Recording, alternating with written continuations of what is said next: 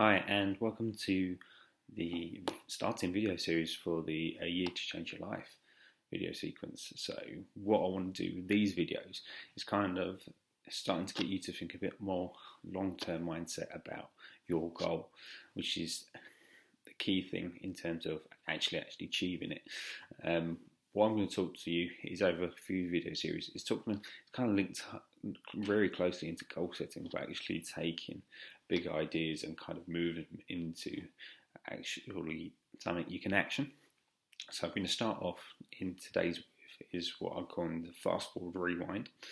It's the key thing that whenever we want to achieve something, we always often really fast forward and look to something in the future, but we forget to actually also rewind, which is looking at where we're at now when we're making stuff.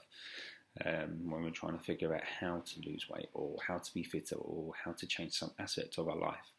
So today, what I'm going to do is take you through the first step, which is looking on kind of the 30-foot view. So I'm going to look at the next year.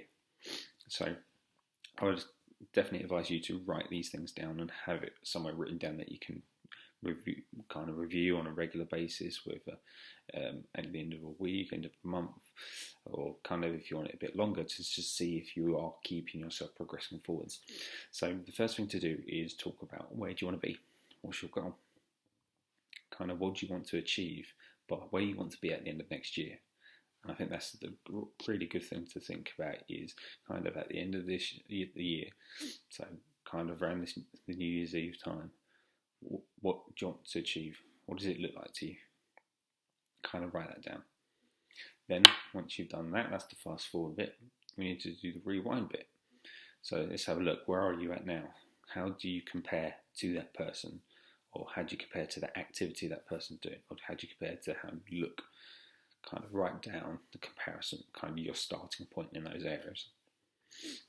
Then kind of what now we need to do is join those and look at the gap between. So what areas? So we're not looking at details, we're looking at kind of, again, 30-foot view, kind of big things.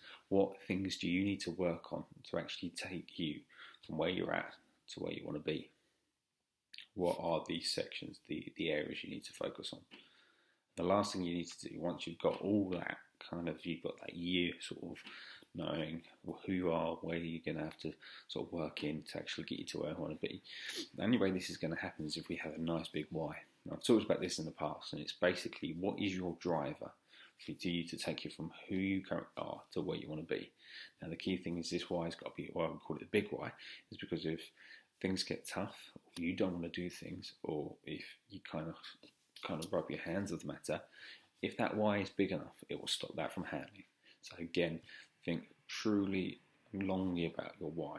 So kind of it's got to have this raw emotional connection. So kind of when you think about making this transfer, why are you moving away to from where you're at, or what's the passion for you to move to where you want to be?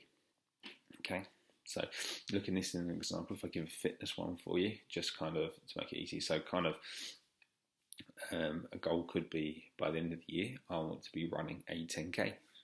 At the moment, you as a person could be your starting point, could be I've never run in my life.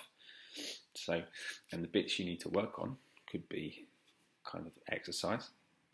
You could have some excess weight that you need to lose to help you to run better. So you could focus on your nutrition. You've also got other lifestyle factors, so if you're not sleeping well, that might be something you need to work on to help you train properly. You could have a heavy workload that always causes you to skip training, so you could have to focus on work and how you can create more time at work to allow yourself to train. And this is the headline level of the stuff you're looking at in the middle. And your why could be that you're running for a charity, or you're running to prove something to yourself because you're sick or being out of breath coming up those stairs, that you hate feeling physically unhealthy. And that's what I would do.